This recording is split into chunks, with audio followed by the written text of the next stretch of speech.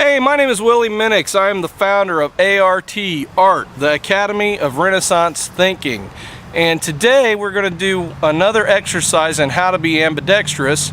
And this exercise is actually going to cover how to write with either hand.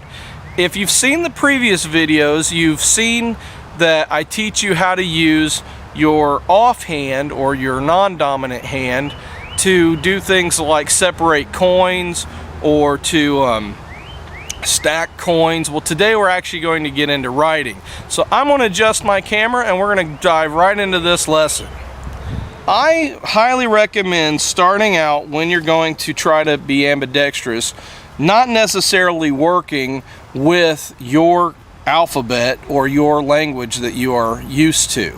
Because as you do that, what happens is you get to beat up on yourself and say, gosh, that really stinks. So like if you write with your left, or let's say I'm predominantly left-handed, so if I write with my left hand and I write an A, and then I take my right hand and I write that A, and let's say, I'm going to exaggerate, let's say it's really crappy like this, and I say, oh man, that's so horrible, I really don't like that, then you kind of get discouraged. So I recommend picking some language that you don't understand, like Greek or Russian or Japanese or Hebrew or some other language that has different types of letters, so you're not really comfortable making them with your dominant hand, so it really won't matter if you screw them up with your non-dominant hand.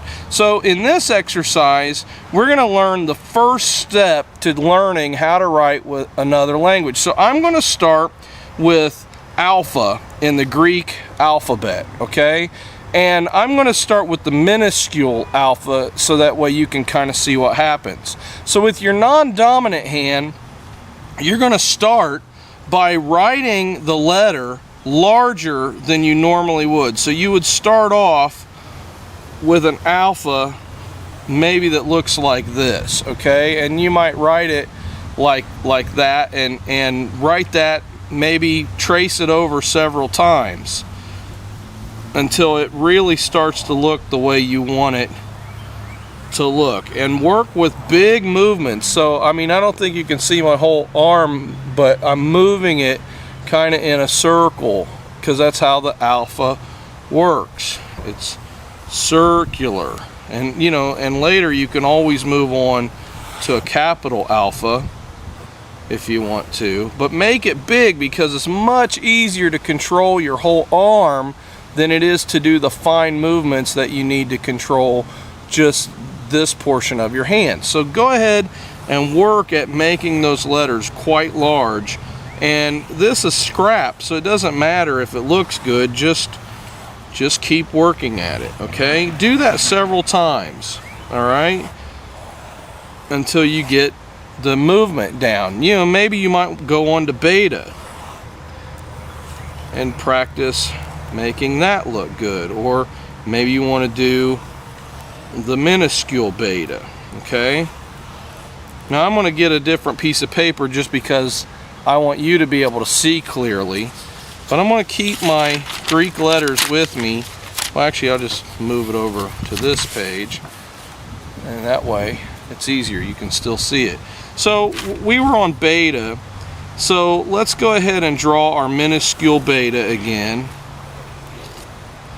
You know, and that's definitely not perfect, but just kind of trace over until you get it to where you like it. Now, when you get used to drawing your letters large like this, the next thing you want to do is shrink your letter, okay? So if this is my big beta, even though it's the minuscule one, it's a big, large letter. The next one I might do, maybe I'll try to do it a little bit smaller, in a little smaller area. So I'll go like this. And I'm doing it right over top of it, so that way I can judge, whoops, my paper's blown away, so I can judge how it's looking in comparison and if I'm getting the control that I want. Okay, and when I've done that several times, and I'm only doing these a few, but I would recommend doing these maybe 100 times each. You know, do it 100 times for each letter until you get used to it.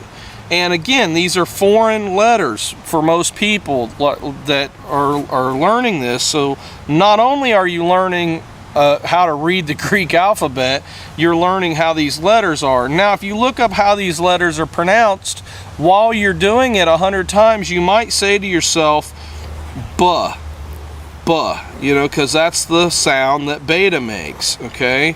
Or off, or alpha. And then you might even try it with your dominant hand 100 times if you're really wanting to learn the other letters so that you're getting it into your head, and say it out loud while you're doing it. The next thing you want to do is go a little bit smaller. Okay, so here's my beta. Well, let's try it down here. Okay, so now I'm shrinking my beta down to where it's much smaller than what I started with. In fact, it's like 3/4 the size of where I began.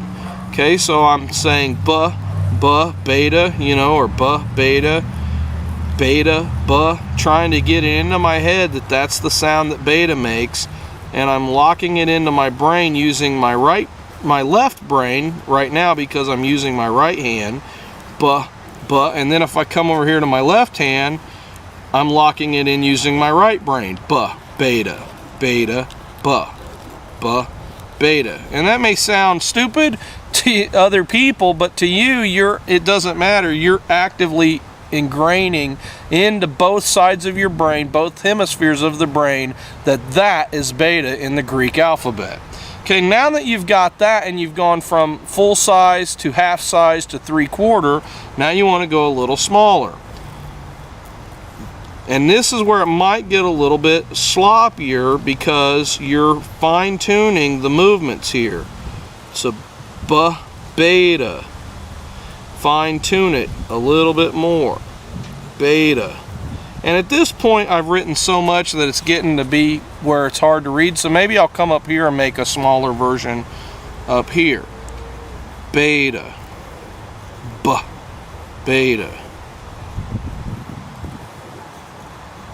You know, or maybe once I've done this like 100 times, maybe I'm ready to move on and we'll start doing gamma. This is the capital gamma. But I've still got this small size that I'm working with. And when you've done this about 100 times and you've said g, gamma, you know, or gamma, g, and you've worked that into your brain on both hands, you know, 100 times with one hand, 100 times with the other hand, then you move on to an even smaller version. Okay, so maybe, and I like using graph paper for this. I don't know if you can see the grid lines that well, but I'm going up 3 now. G, gamma, g, gamma. And when I've done that like 100 times with both hands, then maybe I'll go up 2. G, gamma. You know, 2 grids. And then when you get that done like 100 times, then move and go up just 1 grid. G, gamma. And when you get to that point, now you're writing it in the size that you probably would really write with. So if we have our aleph, that was Hebrew, alpha, beta, and then of course gamma is this one with that one. But or if we do the capitals, alpha, and practice that one that much, beta. And notice that if you are working with Greek, well, that's your A and your B with your non-dominant hand. Gamma.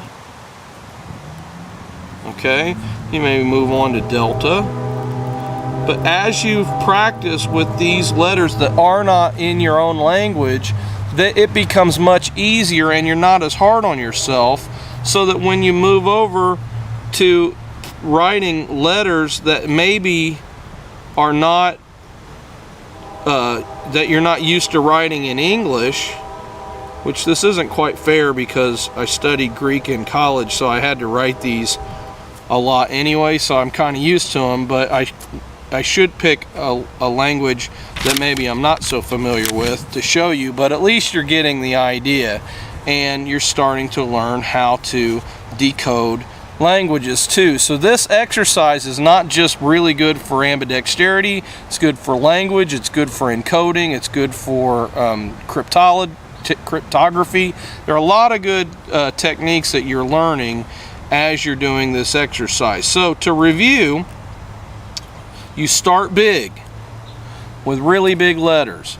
Then you move to 3/4, you move to a half, you move to a quarter, you move to an eighth, and you just keep going and reducing it until you get down to where you're using one grid, to basically make your letters. And at that point, you should be writing fairly well.